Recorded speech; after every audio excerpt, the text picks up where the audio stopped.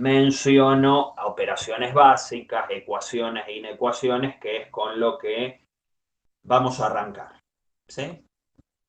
Entonces, bueno, lo primero, lo básico que hay que tener en cuenta son los conjuntos numéricos, ¿sí? Cómo empezamos a analizar los conjuntos numéricos, ¿sí? O sea, hay distintos tipos de números que sirven para cosas diferentes.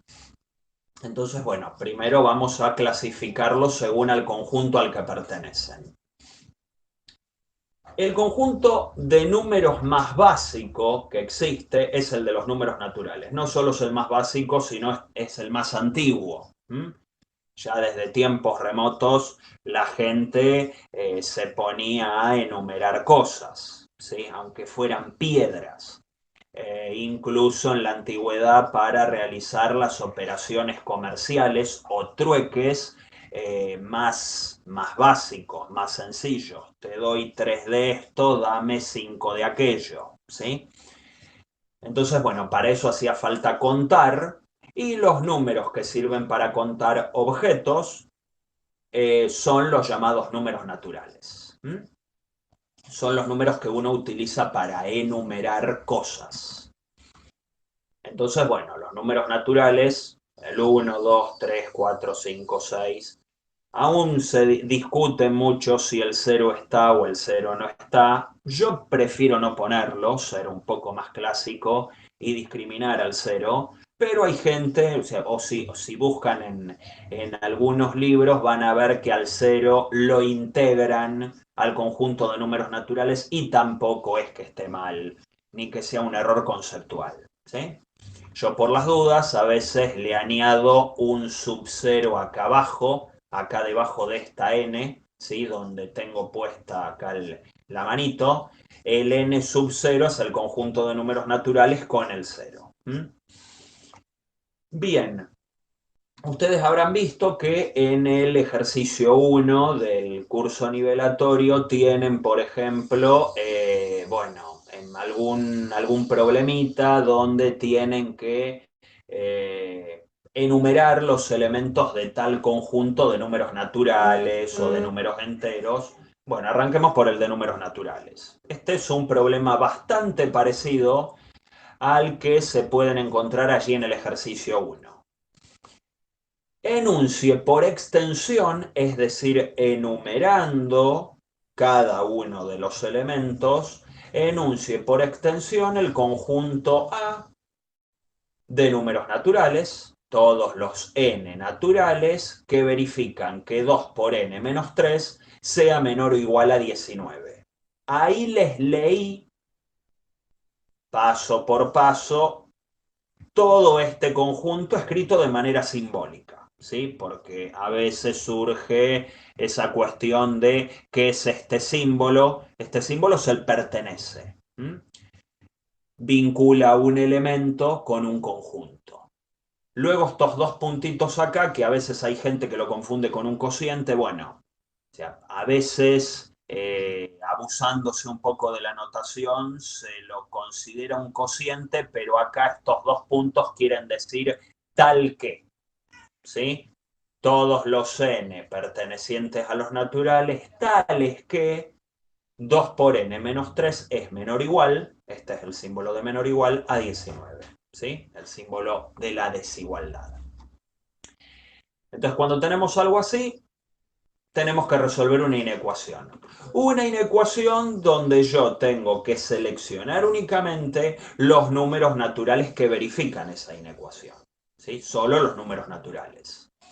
Entonces, bueno, para resolver una inecuación, ¿qué hacíamos? Bueno, es como resolver una ecuación de manera muy parecida, pero hay que tener cuidado con la orientación de la desigualdad. Hay ciertos casos donde este menor igual pasa a transformarse en un mayor igual.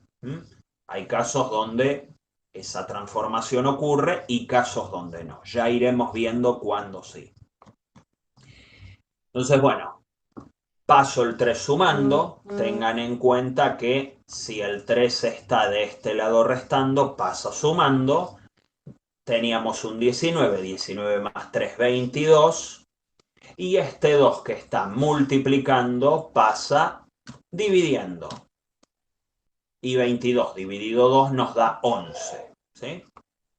Entonces, el conjunto definido por extensión, es decir, enunciando cada uno de sus elementos, es ese conjunto que tenemos allí. Son los números naturales menores o iguales a 11. Entonces, este conjunto A, una manera alternativa de representarlo puede ser todos los números naturales donde n es menor o igual a 11. Sería equivalente a esto, ¿sí? Entonces, también lo podemos definir así. Por las dudas, por si surge la duda, una definición por extensión de un conjunto, como recién les dije, es una definición donde se exhiben cada uno de los elementos que componen el conjunto. La definición por comprensión es parecida a esta, o vendría a ser esta. Yo defino a los elementos del conjunto según una determinada característica que esos elementos cumplan, por ejemplo, una fórmula, ¿sí?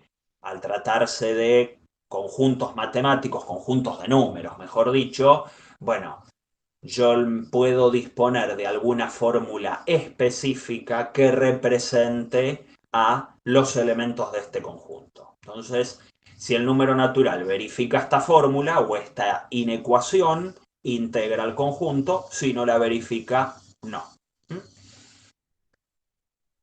Obviamente, como bien dice ahí abajo, la fórmula por definición es la que terminamos utilizando porque entre los conjuntos matemáticos suele darse la situación de que hay situaciones donde es imposible enumerar cada uno de los elementos del conjunto.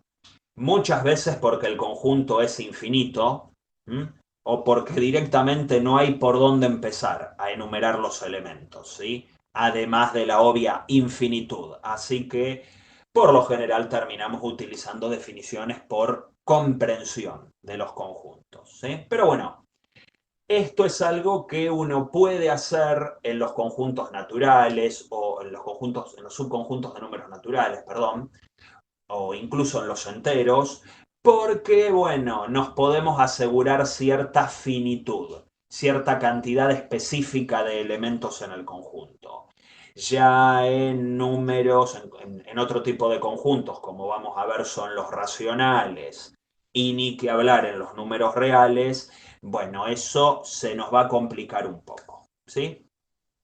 Hasta acá venimos bien, se entiende esto que estamos haciendo, se acuerdan de algunas cosas de que estamos viendo, venimos demasiado rápido, venimos bien. Sí. Ok, ¿alguna duda, comentario o continuamos?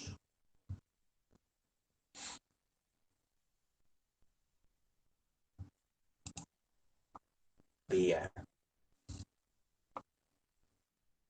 perfecto. Bueno, luego vienen, paso siguiente, los llamados números enteros. Los números enteros, claro, bueno, son números derivados de los números naturales porque surgen ante una necesidad, ¿sí? Bueno, yo necesito tantos elementos, ¿sí?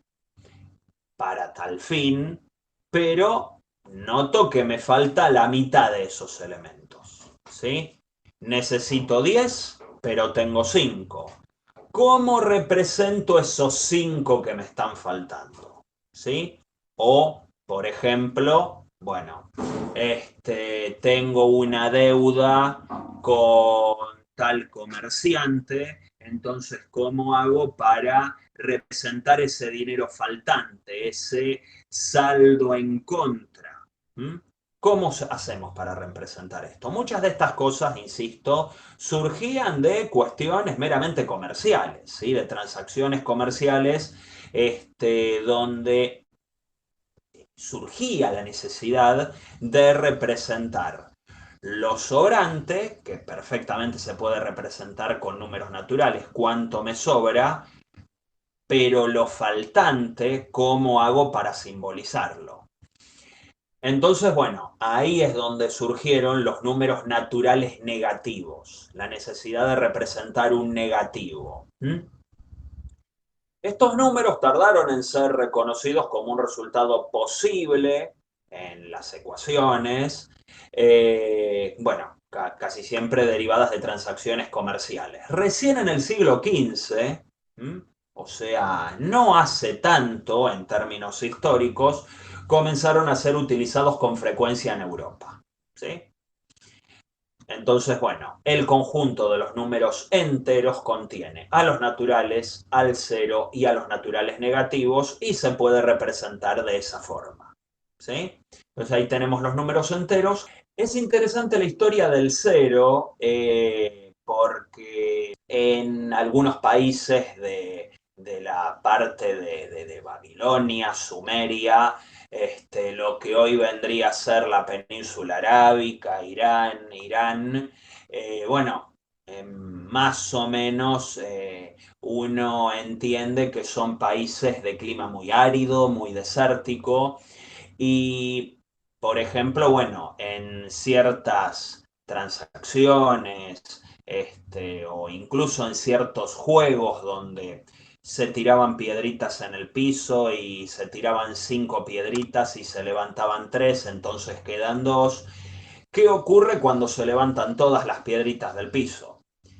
Y bueno, al tratarse de un clima tan seco, tan árido, piso tan polvoriento, lo que dejaban las piedritas en el piso eran huequitos circulares, oquedades, y para representar la nada, la ausencia de objetos en el piso, en esos juegos tan antiguos y tan simples, bueno, decían como para representar que no hay nada, pongo un circulito y el cero empezó a aparecer hace mucho tiempo, mucho antes que en Europa, en esas regiones para representar la nada, la ausencia de objetos en el tablero de juego, que en ese caso era el piso arenoso, donde a veces se ponían a entretenerse con estos objetos. ¿Sí?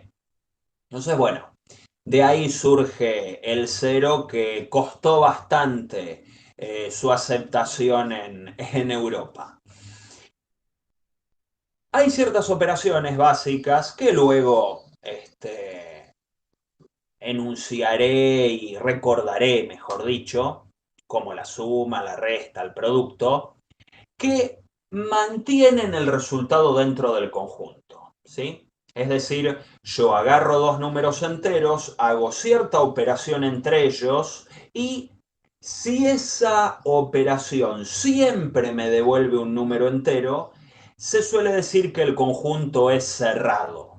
Por ejemplo, si yo sumo dos enteros, resto dos enteros o multiplico dos enteros, el resultado siempre va a ser entero.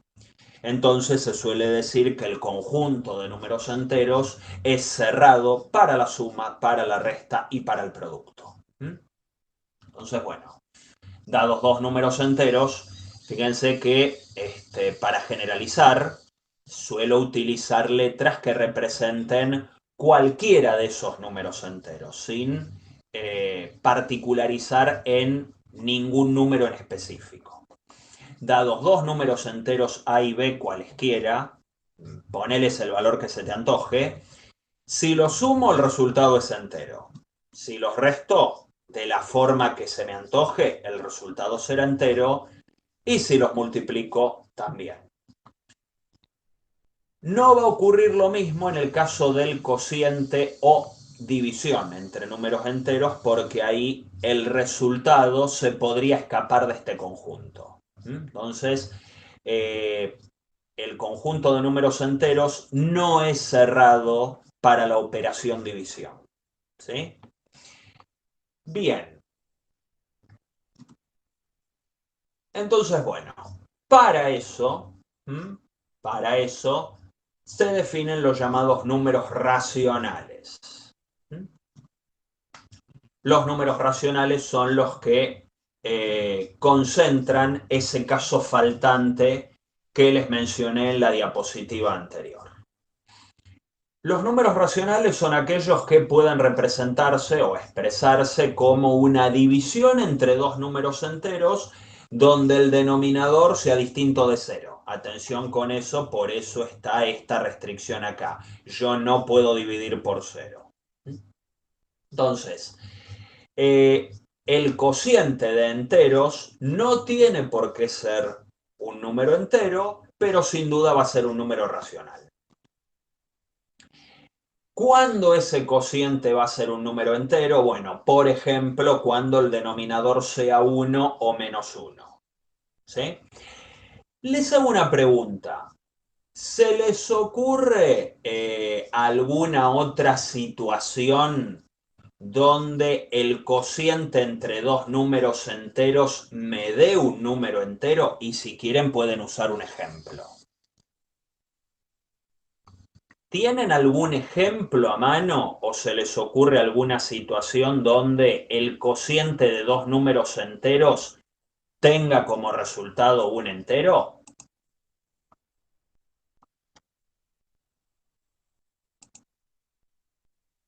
Acá les mostré un caso obvio, ¿sí? Donde el denominador sea 1 menos 1, bueno, dividís por 1 menos 1 y el resultado va a ser un entero. Ahora, puede haber otras situaciones donde no necesariamente el denominador sea 1 o menos 1 y el resultado de la fracción sea un entero, algún número entero. ¿Se entiende la pregunta, no? Eh, no sé si estoy entendiendo bien a lo que vas, pero sería un ejemplo decir que si divido 6 por 2, el resultado es 3. Espectacular, sí. Exacto, Analía, muy bien. Claro, si el de arriba es múltiplo del de abajo, también vas a obtener un resultado entero. 10 quintos. ¿Sí? 18 sextos. Cuando el numerador es el número que está arriba, m, es múltiplo del que está abajo, se puede simplificar, ¿se acuerdan eso de simplificar la fracción? Y te termina quedando un entero.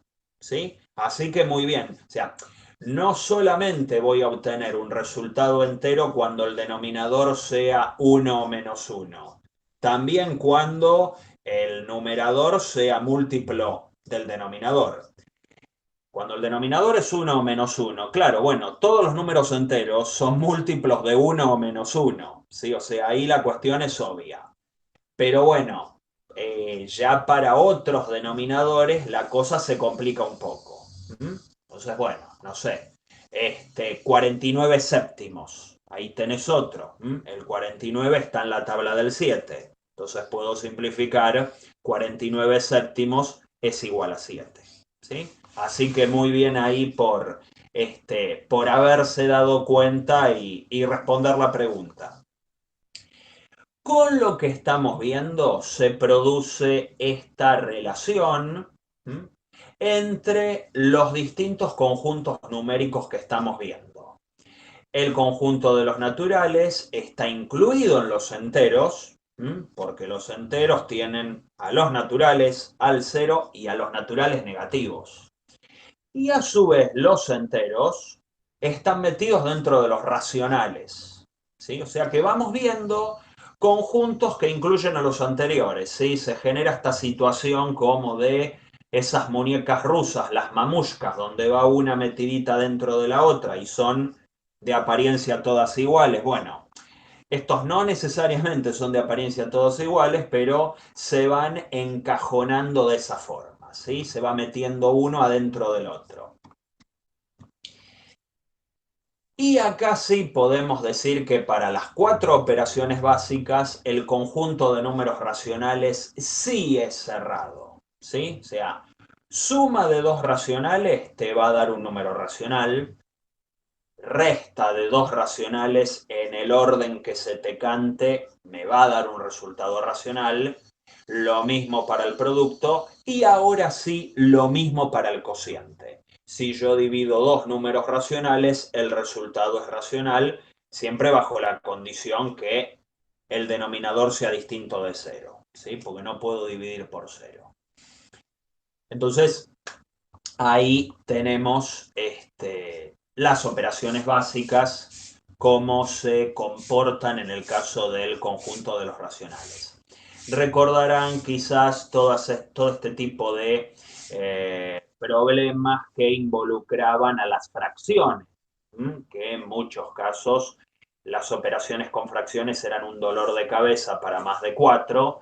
Entonces, bueno, ¿cómo hacíamos para sumar fracciones? ¿Qué hacíamos con los denominadores? Lo mismo para la resta. El producto era un poco más sencillo.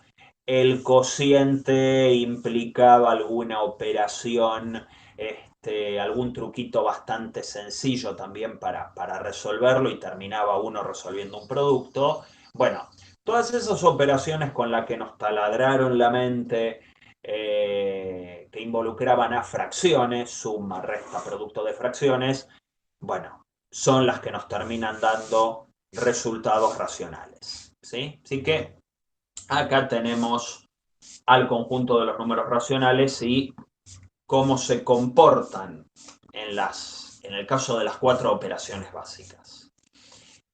A pesar de todo esto, los conjuntos de números que estuvimos viendo no son todos los números posibles, ¿sí? Pregunto, ya que estamos, ¿se les ocurre algún ejemplo de algún número que no lo podamos encasillar en ninguno de los conjuntos numéricos que estuvimos viendo? ¿O son números muy difíciles de mostrar su existencia o de tener un ejemplo a mano? ¿Conocen algún número que no sea siquiera racional?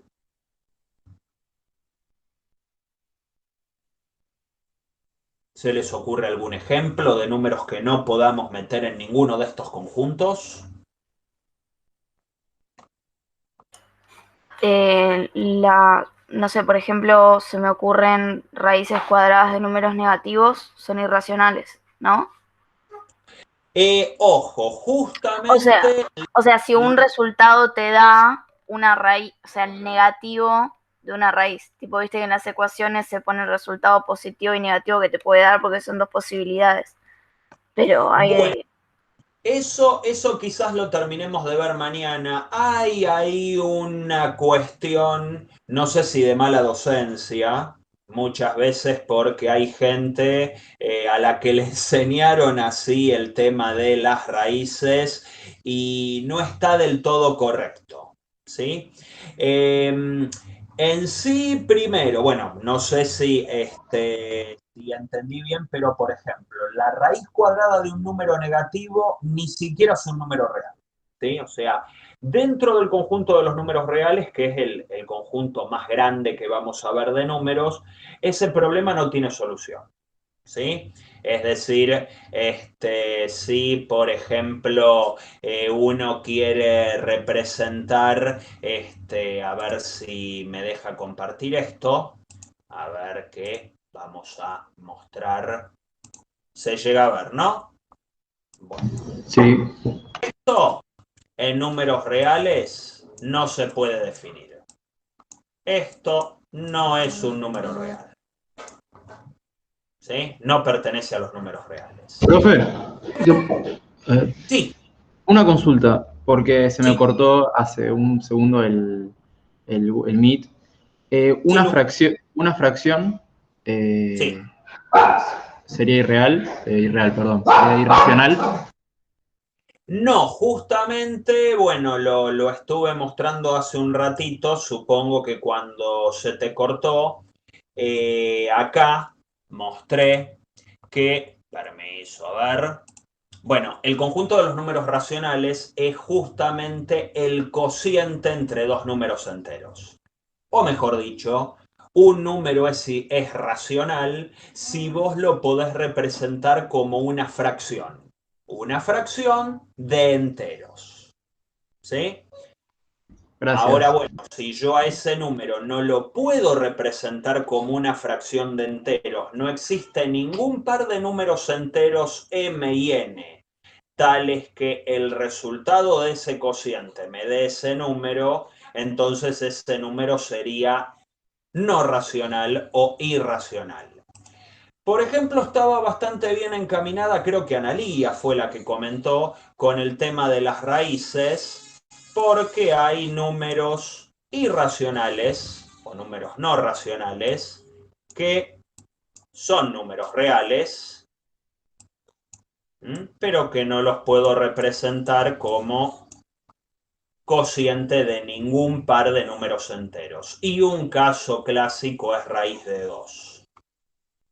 Hay Perdón, sí, Sí, eso, exactamente eso quería expresar. Lo que pasa es que genial. no me supe explicar bien. Igualmente Perfecto. estoy desde la cuenta de mi hermana, mi nombre es Verónica. Perdón. Perdón. Bueno, Verónica, ok, genial. Bueno, justamente, ciertas raíces cuadradas de números que no son cuadrados, números cuadrados me refiero al 4, al 9, al 16, aquellos números que son el cuadrado de algún número natural. Este tipo de números, bueno, justamente son números irracionales, ¿sí? Por lo general estas cosas, o incluso casos así donde tenemos, no sé, la raíz cúbica de 18, ¿sí? Estos números, si ustedes los ponen en la calculadora, van a ver que les dan con coma, ¿m? Y bueno, lo que viene después de la coma se supone que es un desarrollo de números que no se termina nunca, ¿sí? Infinito. Si se acabara en algún momento, si el desarrollo decimal se acabara en algún momento, eso me indicaría que el número es racional. Si el desarrollo decimal fuera periódico, es decir, que cierta tanda de números, de dígitos de ese desarrollo decimal, se entrara a repetir, también es típico de números racionales. Ahora, cuando el desarrollo decimal, es decir, lo que viene después de la coma, no sigue ningún comportamiento periódico, puede tratarse de un número irracional, ¿sí? No siempre, incluso hay números racionales cuyo desarrollo periódico no sigue ninguna lógica, pero se pueden expresar como cocientes de enteros. Pero en el caso de los racionales, bueno, no está ni esa posibilidad disponible de mostrarlos como un cociente. Y acá tienen algunos casos. Y hay casos paradigmáticos.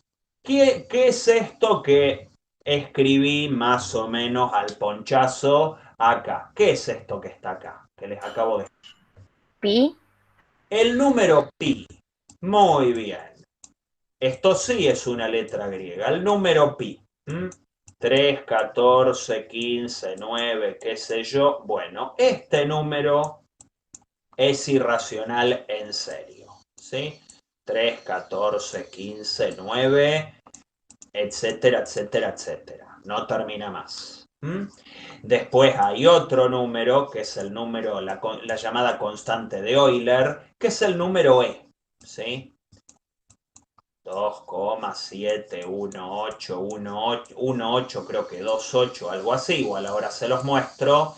Parece arrancar con cierta periodicidad, pero luego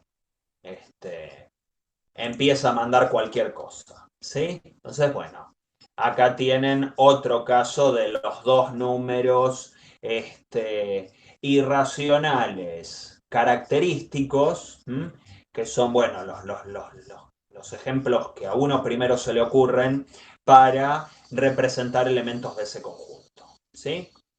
Entonces, bueno, no todo es racional, no todo tiene que ver con los números racionales, sino que tenemos el conjunto de los números irracionales. Y el nombre también es simbólico porque, bueno, fueron los griegos, los reyes de la geometría, ¿sí? Los griegos eran los capos de la geometría en la antigüedad y los árabes, los sumerios, eran los capos del álgebra. Por eso geometría es una palabra griega y álgebra es una palabra que proviene del árabe. Entonces lo que tenemos allí es que cuando los griegos se topaban, por ejemplo, con algún problema de trigonometría, de cálculo que tiene que ver con medidas o proporciones de triángulos, había ciertos resultados que consideraban que no se podían dar, o eran resultados que era preferible evitar, ¿sí? Entonces, por ejemplo, en el caso de cómo es la hipotenusa de un triángulo cuyos dos lados, sus dos catetos, miden cada uno 1, ¿sí? Uno de los catetos mide 1, el otro cateto perpendicular también mide 1, forman un ángulo de 90 grados. Bueno, ¿cómo tiene que quedar la hipotenusa? Y la hipotenusa daba un valor que les parecía irracional, que no les entraba en la cabeza. ¿Cómo puede ser que de esto? Bueno, ese valor es raíz de 2, ¿sí? Luego, en todo caso, repasaremos algunas reglitas de la trigonometría, algunas cosas así como es la proporción de las hipotenusas, los catetos, pero eso dio lugar a la definición de estos números, ¿sí? Que como ya les dije,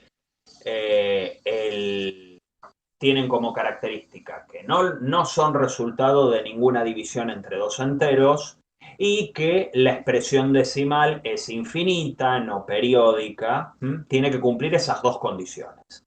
Si cumple alguna de las dos condiciones, entonces es un número racional. Ahora, si deja de cumplir las dos, es un número irracional, ¿sí? Entonces, bueno, en estos casos tenemos las clases de números irracionales, ¿sí? A su vez, los números irracionales tienen distintas categorías. Hay unos que son los números irracionales algebraicos que, si bien, como ya les dije, no los puedo representar como una división de enteros, pueden ser resultados de alguna ecuación polinomial donde el polinomio tiene coeficientes racionales. Y ahí tienen un ejemplo bien clásico, ¿sí? Bueno, ¿cuáles son las raíces del polinomio x cuadrado menos 2? Y bueno, despejo o aplico la fórmula de la resolvente y observo que las soluciones son raíz de 2 y menos raíz de 2. Y esos números que acabo de obtener, ninguno de los dos es racional, ¿sí? No puedo escribir a ninguno de estos como un cociente de enteros. Sin embargo, este polinomio, esta ecuación que está acá, tiene sus coeficientes enteros, o sea, mucho más que racionales. Son coeficientes enteros. Pero las soluciones a esta ecuación no son ni enteras ni racionales. Son irracionales. Luego existe otra categoría de números irracionales que son los trascendentes. Que son aquellos números racionales que ni siquiera yo puedo obtener planteándome una ecuación de estas características, una ecuación polinómica donde el resultado sea un número irracional, ¿sí? Entonces, bueno, estos números trascendentes son algunos de los casos clásicos que hemos mencionado. El número pi, que ahí puse un par de dígitos más. ¿El número pi de dónde sale? Bueno, sale también de un cálculo geométrico, de plantearse en una circunferencia la división entre el perímetro de la circunferencia y el diámetro. Aunque cueste creerlo, hago un dibujo a mano alzada, ¿sí? Un dibujito. Vamos a plantear, a ver, creo que esto tiene ahí como para hacer circunferencias, creo. Bueno, ahí esto tiene pinta de circunferencia, ponele, vamos a tratar de que sea lo más redondita posible. Sí, vamos a ponerle un color así más lindo. Bueno, lo que está en rojo es el perímetro. Si yo pudiera cortar acá, estirar esa circunferencia, disculpen a las mascotas, a veces se cuela algún sonido externo. Igual ya nos hemos acostumbrado. Si yo pudiera cortar acá con una tijera y estirar este perímetro, ¿sí? Y midiera la línea que uno obtiene, bueno, eso va a tener una determinada longitud que va a representar el perímetro de esta circunferencia que tenemos acá, esto rojo que tenemos acá. Si yo agarro esa longitud, que ponele, yo corté acá la circunferencia y obtuve, ¿sí? Ponele que corté, ponele, no digo que sea la misma proporción, pero cortamos por acá, ¿sí? Estiramos y esto tiene una determinada longitud L. Ahora si, por ejemplo, yo tomara desde el centro de la circunferencia que debe estar por aquí hasta el borde, ¿sí? O mejor dicho, desde los dos bordes, así. Ahí lo que tenemos es el diámetro. El diámetro de la circunferencia, ¿sí? Lo que mide el segmento central que une los dos bordes opuestos de la circunferencia y que pasa por el centro de la circunferencia. ¿Sí? Por el centro de la circunferencia. Bueno, lo que ocurre acá es lo siguiente, que sea cual sea la longitud del perímetro de la circunferencia, que es esta L que tenemos acá arriba, y el diámetro, siempre lo que va a ocurrir es que L dividido D me va a dar el número pi. Y eso es algo que a los griegos en su momento les voló la cabeza. ¿Cómo puede ser que en una circunferencia esas dos magnitudes tengan una proporción constante? Y una proporción constante que no es cualquier constante, no es 4 o 1 o 10. Es un número caprichoso como pi, que no hay manera de representarlo como cociente de enteros, ¿sí? Entonces, bueno, ahí tenemos el caso de dónde surge el número pi, ¿sí? Entonces, bueno, o sea, esa es la explicación de dónde sale este número. Creo que van a encontrar incluso, bueno, a mano tienen en la Wikipedia, creo que hay, o sea, hay un desarrollo hasta el dígito número 10.000 del número pi y hay gente que sigue preocupándose en buscar aún más dígitos allá más lejos, usando computadoras y todo para encontrar más elementos del desarrollo decimal de pi que, bueno, no van a terminar nunca, ¿sí? Tienen un desarrollo infinito, ¿sí? Bueno, otro es la constante de Euler, que, bueno, se los había mencionado recién.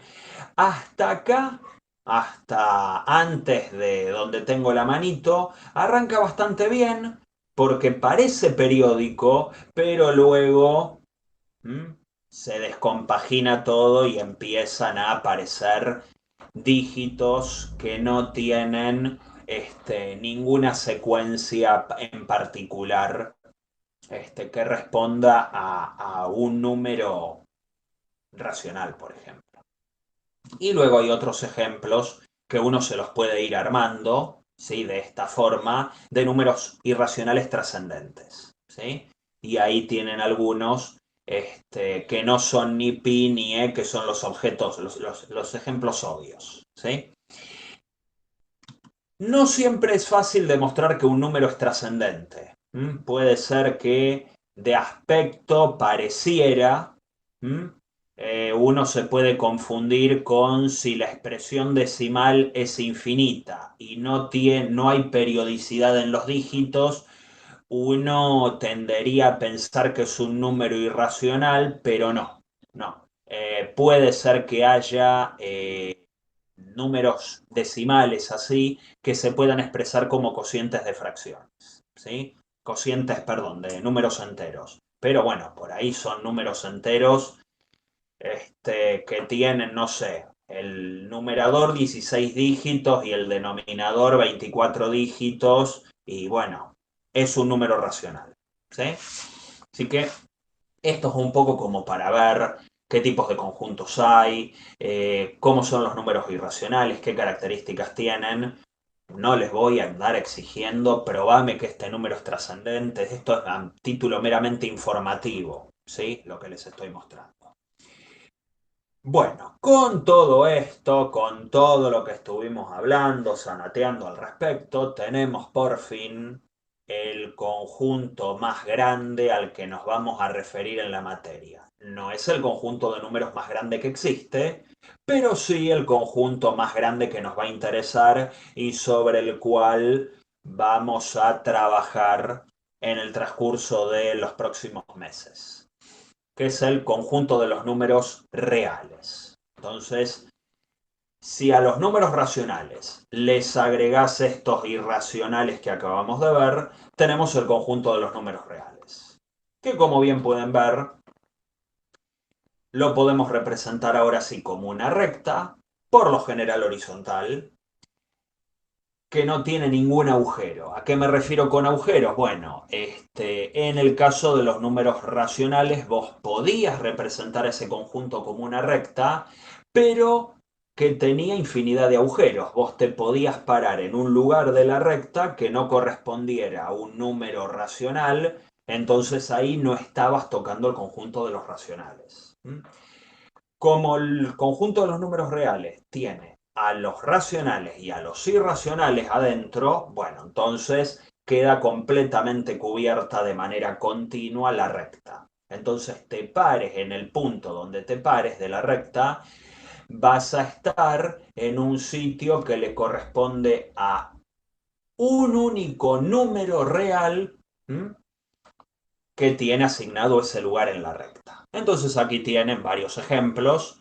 Tienen al 0, que por lo general se lo pone en el medio, ¿sí? Para separar los negativos de los positivos. El orden en la recta es siempre creciente a derecha y decreciente a izquierda. Bueno, tienen por ejemplo el 2,5, que es un número racional, el 1 medio, que es un número racional. Fíjense que acá utilizan las dos maneras de escribir, por fracción o de manera decimal. Tienen a los números irracionales raíz de 2 y raíz de 3, y menos raíz de 2 y menos raíz de 3. Y bueno, la semirrecta de los positivos guarda cierta simetría con la de los negativos, ¿sí?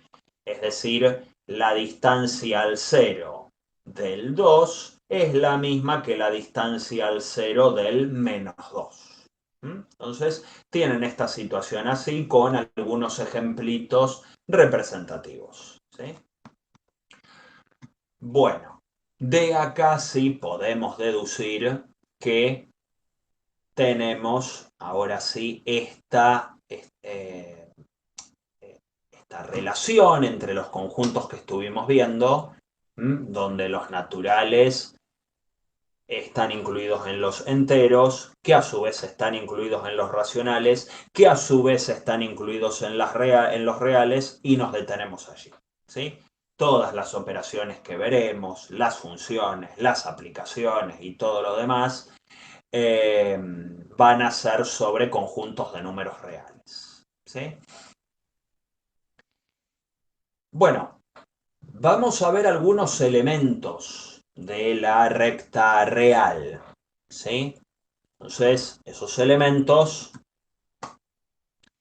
son los tipos de conjuntos que nos podemos encontrar dentro de la recta real y cómo hacemos para escribir esos conjuntos, ¿sí? Entonces, nuevamente, de manera simbólica, supongamos que tenemos dos números reales cualesquiera. Dados dos números reales cualesquiera, diferentes, siempre va a haber uno que es más grande que el otro. Por ahí es una pavada lo que estoy diciendo, pero es una propiedad típica de este conjunto que en otros conjuntos de números que no vamos a ver no se verifica. Pero bueno, siempre dados dos números reales, siempre va a haber uno que es más grande que el otro. ¿Sí? Entonces, ¿cómo representamos los conjuntos de números reales? Bueno, una forma, un tipo de conjunto que puede aparecer son los puntos aislados. ¿Sí? Entonces, el conjunto formado, qué sé yo, por el número 3 es un conjunto de números reales. Tiene un único elemento, el 3. ¿Sí? Entonces, eso es un punto aislado. Luego tenemos los intervalos, que quizás estén familiarizados a los intervalos, que los puedo caracterizar según si contienen a los extremos o no, o contienen a uno de los extremos. Entonces, bueno, un intervalo es cerrado cuando contiene a ambos extremos, ¿sí? Y eso se representa con corchetes. El corchete sirve para decirme, atención, que el extremo está metido dentro del intervalo. Caso contrario, tenemos los intervalos abiertos, donde los extremos no están incluidos. Entonces lo que integra ese conjunto es lo que está entre esos dos números, excluyendo esos números.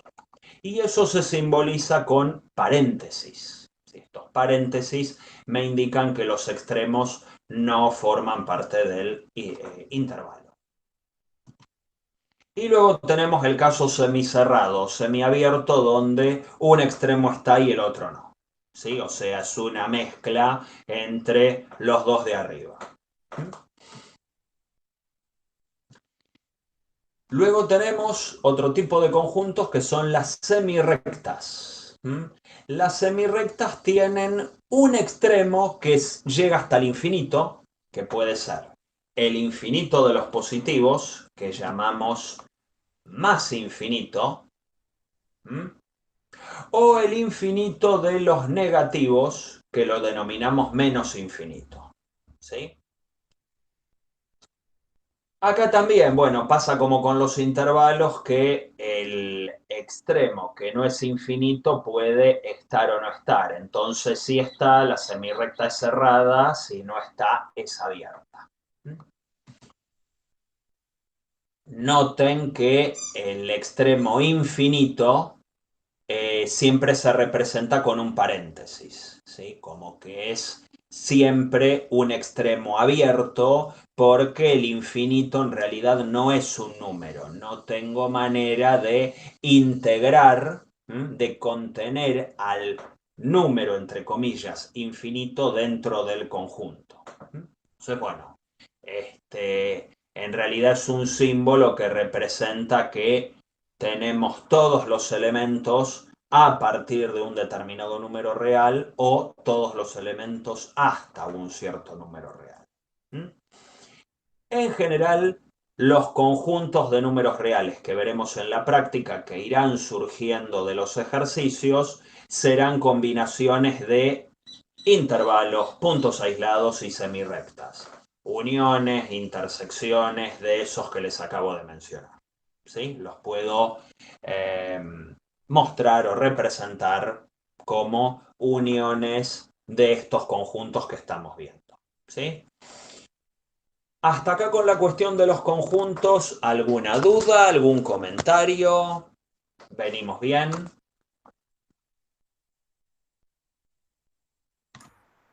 Sí, una consulta. Sí. Tengo entendido que cuando te piden aclarar los conjuntos numéricos tenés que poner todos. En los irreales también los tenés que poner o entran en el conjunto de los reales. Tipo, está. Los irracionales están incluidos en el conjunto de los números reales. Es decir, por ejemplo, qué sé yo, vos podés tener un conjunto A representado por, qué sé yo, todos los números reales, ¿sí? Tales que X es menor a pi, ya que lo tenemos ahí arriba. Entonces acá la restricción puede ser un número irracional, racional, entero, natural, el cero, negativo, lo que sea. Entonces vos ahí lo que vas a tener es el conjunto de todos los números más chicos que pi.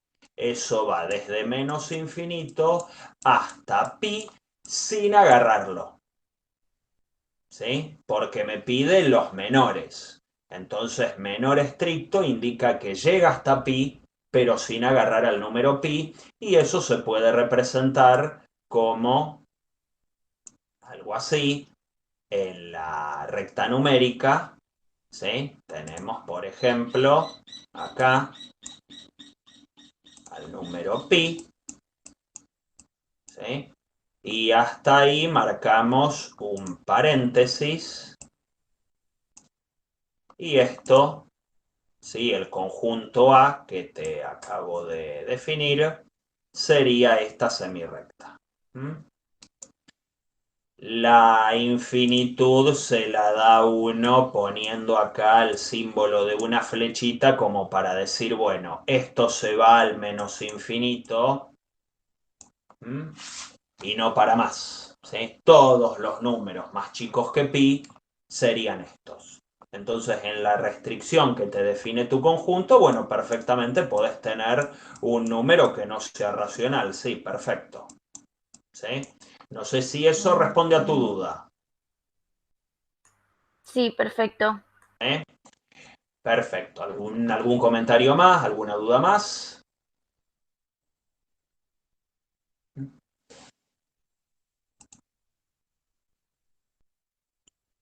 Bueno. Entonces, vamos a ver un poco de la ejercitación, que es con la que arranca la práctica. Sí, bueno, los ejercicios del curso nivelatorio, lo que tenemos nosotros es algunos problemitas de resolución de inecuaciones, donde me piden, bueno, por ejemplo, escribir el conjunto como unión de intervalos o semirrectas. Y o semirrectas debiera decir, ¿sí? Entonces, por ejemplo, nos plantean ese conjunto. Escribí ese conjunto que está allí, expresado por comprensión, definido por todos los números reales, tales que 3 menos 4x es menor a 9. Entonces lo que hago es resolver la inecuación. Nuevamente lo que tenemos aquí es una inecuación.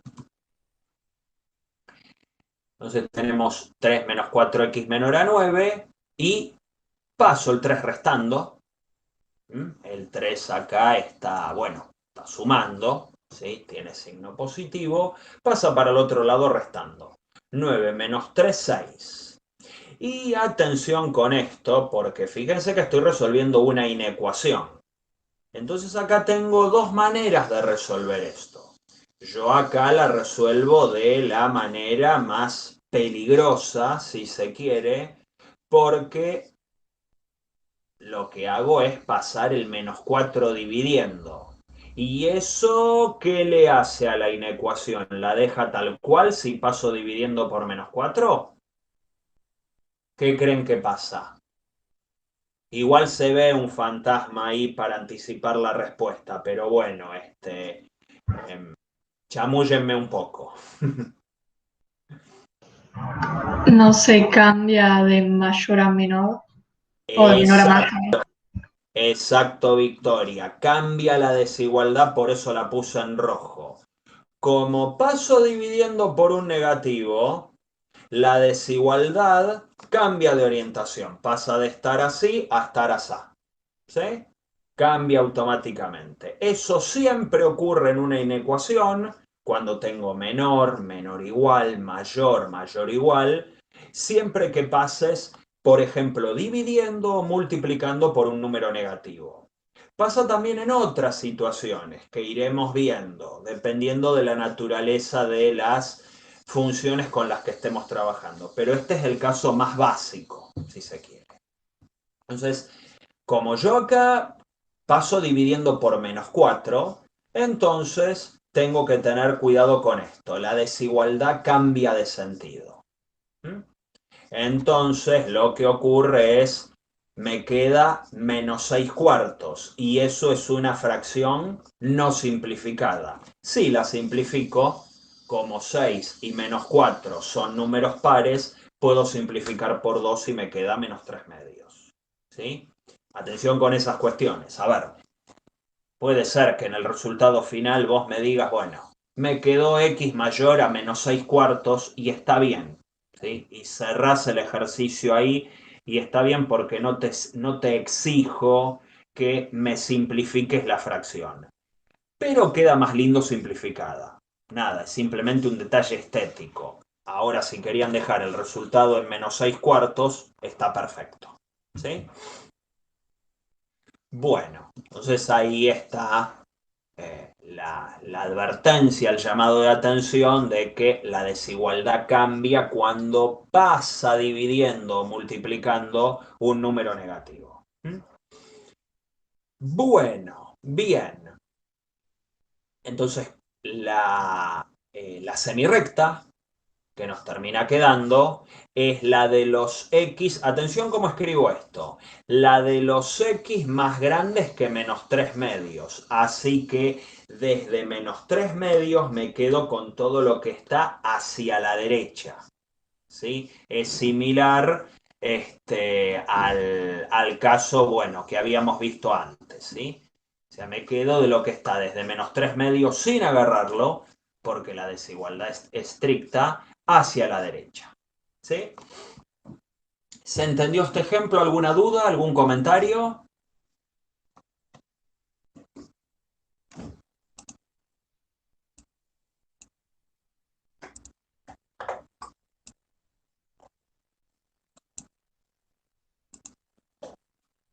Ponele que tenés acá el 0 como referencia. -3/2, ¿dónde va a estar ubicado? ¿Acá? ¿Acá? ¿Acá mismo? A la ¿Dónde va a izquierda. estar ubicado? A la izquierda, bien. Ponele, bueno, que agarro cuántos cuadraditos, qué sé yo. Creo que agarré 6 o 7. Entonces, ahí está el -1, el -2, -3/2 es -1,5. Así que más o menos andará por acá. -3/2. Como no lo estoy agarrando, entonces sería paréntesis y yo quiero todo lo que es más grande que -3/2. Entonces va a ser todo lo que está acá, que estoy pintando de rojo, hacia la derecha. ¿Sí?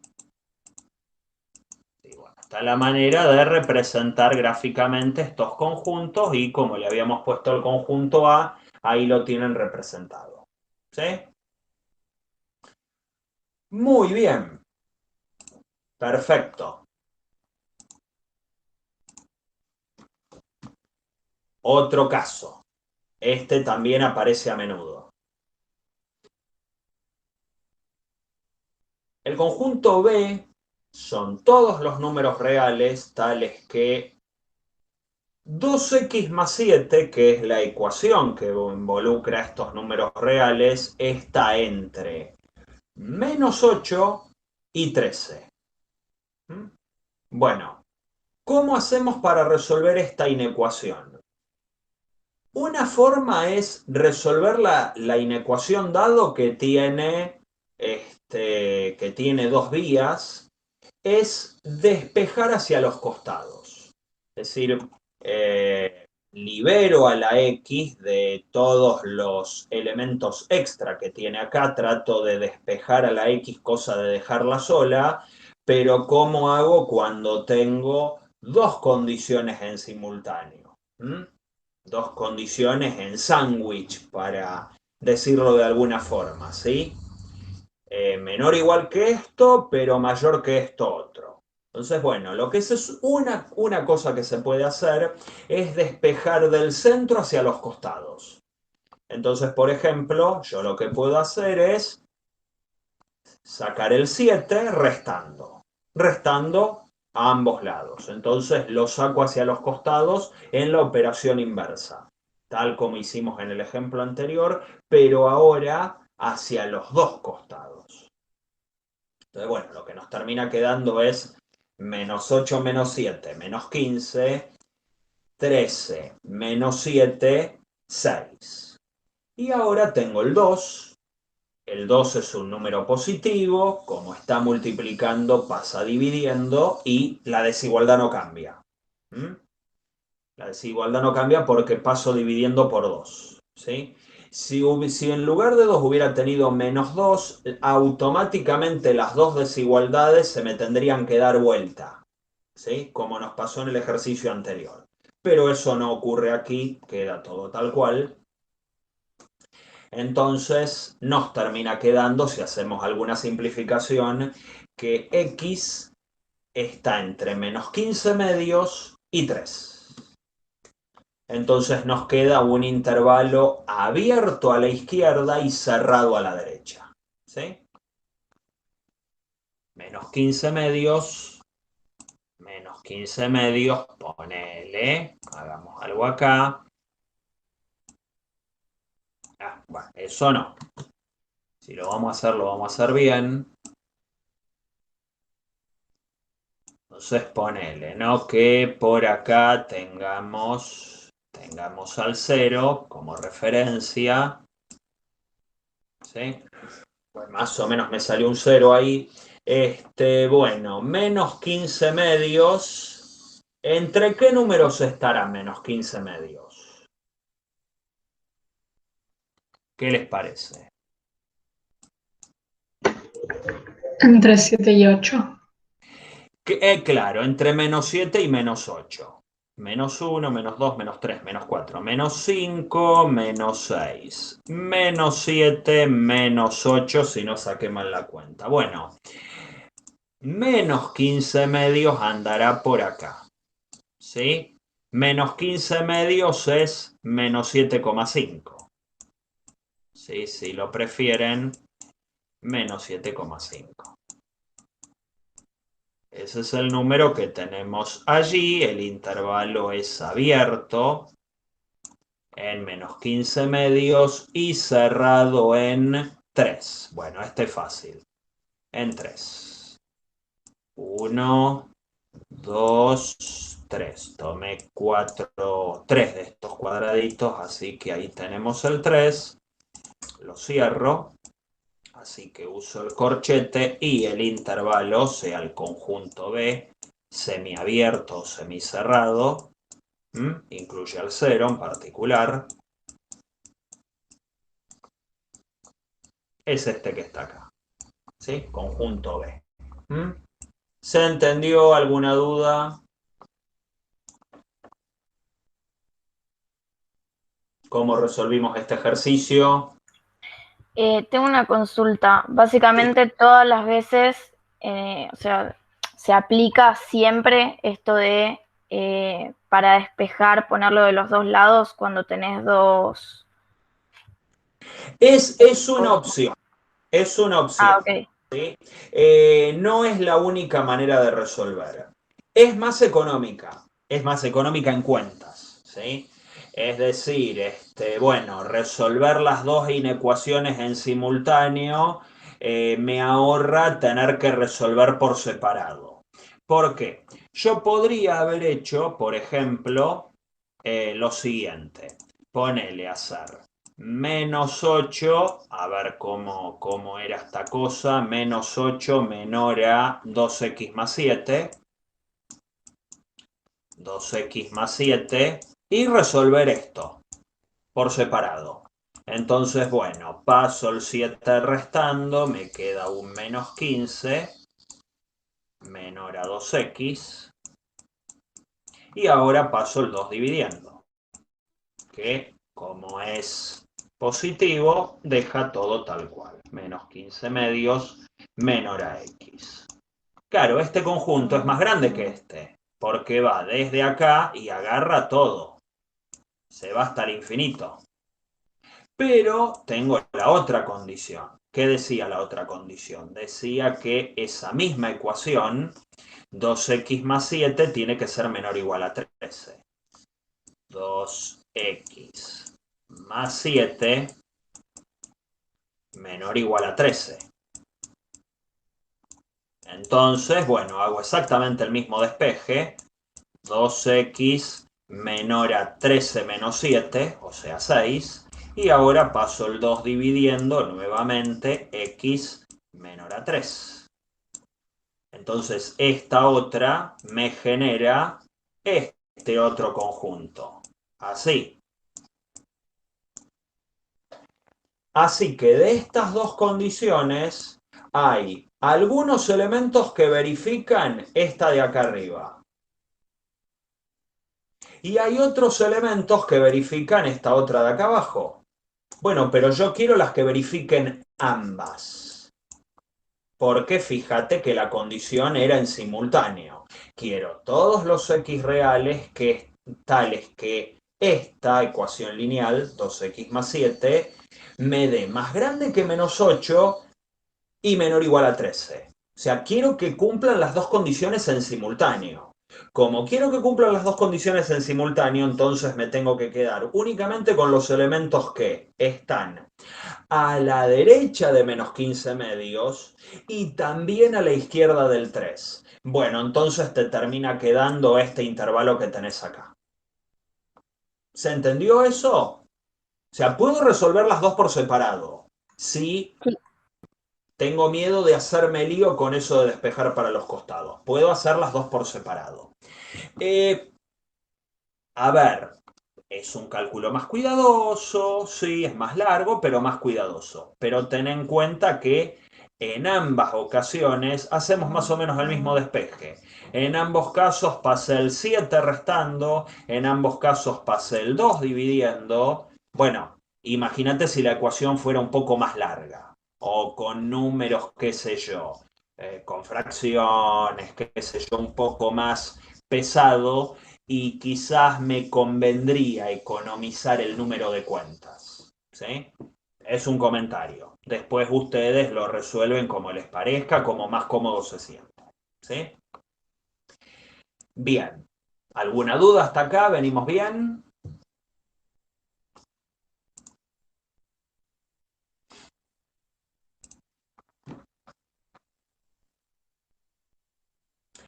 Bueno. Yo con respecto al B.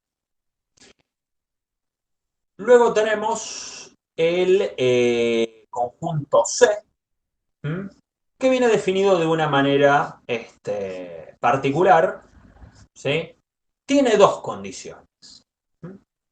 O sea, no le estoy pidiendo simplemente que, bueno, esta ecuación lineal sea menor o igual a 4, sino que esta otra condición donde la x aparece dividiendo, 7 sobre x sea mayor a 2.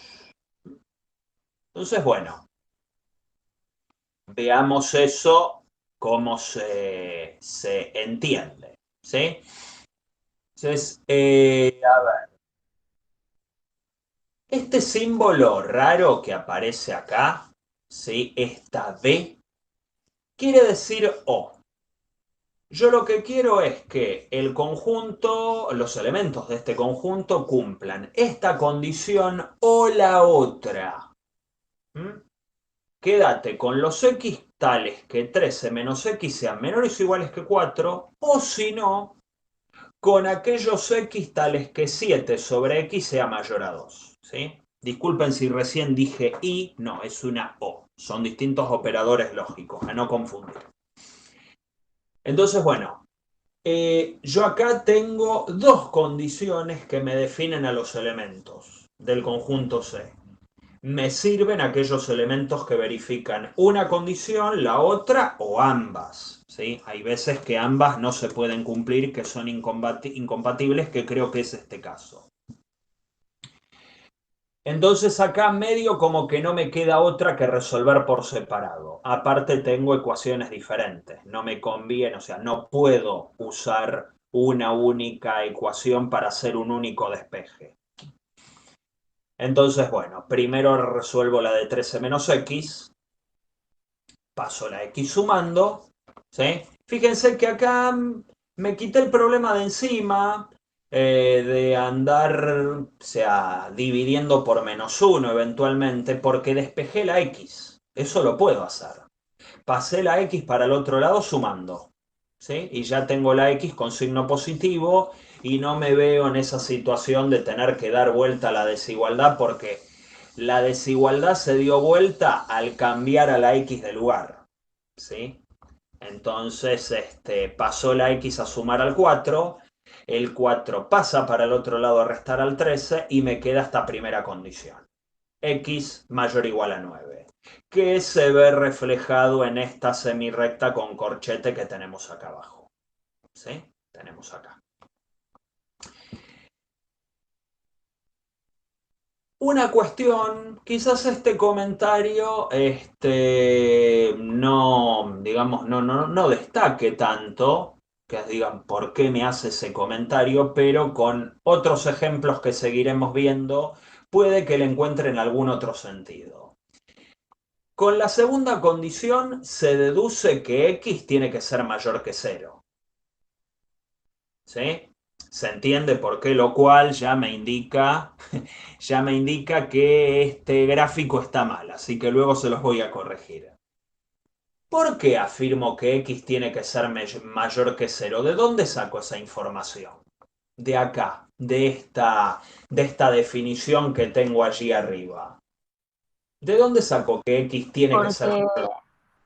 porque X está dividiendo. O sea, no puedes poner debajo de otro número, si es una división, un número que sea menor a 1. O sea, no A tiene ver, sentido. O a sea, ver, a ver, yo puedo dividir por un medio, no es el problema. ¿Sí? Yo puedo dividir por un número racional, incluso por un número negativo, pero a ver, si se fijan bien en esa fracción que tenemos allí, yo tengo 7 sobre x mayor a 2. Necesito quedarme con los x, tales que hacer 7 sobre x me dé mayor a 2. Vamos a escribir algo. Sí, o sea, a ver si me deja acá, bueno, borrar acá es un lío. Sí, vamos a hacer así. ¿No? Sí, vamos a estirar un poquito la pizarra, ¿sí? Para no andar borrando ahí. Bueno, a ver, no sé si lo pensaron un poco. Yo acá voy a borrar un cachito, que esto no cumple nada, ningún rol. Yo lo que tengo es 7 sobre x mayor a 2. Pregunta, a ver, les hago la pregunta inversa. ¿Puede haber algún número negativo que verifique esta inecuación? Pueden utilizar lo que ya conozcan previamente en matemática. ¿Puede haber algún número negativo que verifique esa inecuación?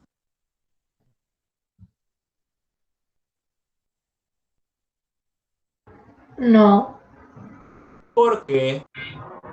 porque te va a dar un número negativo. Bien, 7 es un número positivo. Si yo lo divido por un negativo, esta fracción tendría que ser negativa, no podría ser mayor a 2. Entonces de ahí se deduce que x tiene que ser como mínimo mayor a 0. O sea, tiene que ser un número positivo. 0 no puede ser, obviamente, por lo que les comenté antes. No puedo dividir por 0. Pero negativo tampoco puede ser, porque si no sería incoherente con esta condición de acá. Entonces, a los negativos puedo excluirlos automáticamente, ¿sí? Esto me indica que x como mínimo tiene que ser positivo. ¿Y para qué me sirve conocer esta condición? Bueno, hay muchas situaciones en la práctica donde la inecuación de la que tengo que despejar viene dada por un cociente. Y puede ser que numerador o denominador dependan de x y yo necesitaría saber previamente cómo es ese numerador o denominador en función de su positividad o negatividad para ver si le tengo que cambiar el signo a la desigualdad cuando yo despejo. Entonces yo acá al saber que la x es positiva, puedo hacer esto. 7 es mayor a 2 por x y la desigualdad no ha cambiado porque sé que la x es positiva. Gracias a esto de lo que se ha dado cuenta Victoria, creo que fue la que respondió. ¿Sí? Cociente de positivos tiene que ser positivo. Si yo esto le exijo que sea mayor a 2, que es un positivo, bueno, necesariamente tiene que ser el denominador positivo también porque el numerador ya lo es. ¿Sí? Entonces de acá se deduce que 7 medios es más grande que x y ahí tenemos la condición, la condición que teníamos acá. ¿Sí? Que es, bueno, la cuenta que yo hice. Entonces, vamos a hacerlo bien porque ya acá el gráfico tiene una falla. Yo por un lado tenía que, bueno, x es mayor o igual a 9, que fue lo primero que habíamos resuelto. Por un lado tengo que x es mayor o igual a 9. Por otro lado, x es menor a 7 medios con la condición de que x es positivo. ¿Sí? Porque tuve que deducir esto para poder despejar de acá. Entonces, el conjunto que nos queda va a ser el siguiente. ¿Sí? Marco nuevamente la recta real. Como es todo positivo, bueno, marco el 0 por allí. El 7 medios no va a estar muy a escala, esto es 3,5. Y el 9 por acá, insisto, no está a escala. No fui tan cuidadoso con la escala, no hace falta hacerlo porque a veces uno no llega con la hoja y demás. Entonces, por un lado tenemos a las x mayores o iguales a 9, que van a ser estas, lo incluyo al 9.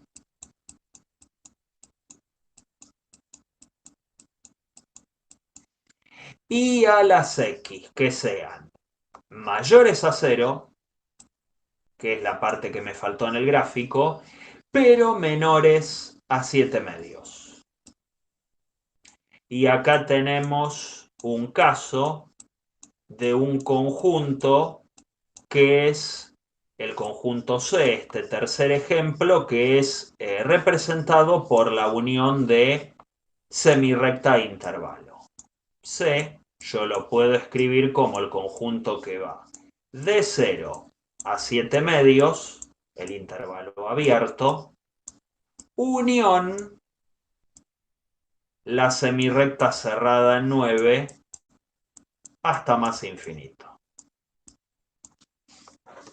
Entonces acá tienen la representación gráfica y en fórmula o por comprensión o como unión de intervalos y semirrectas.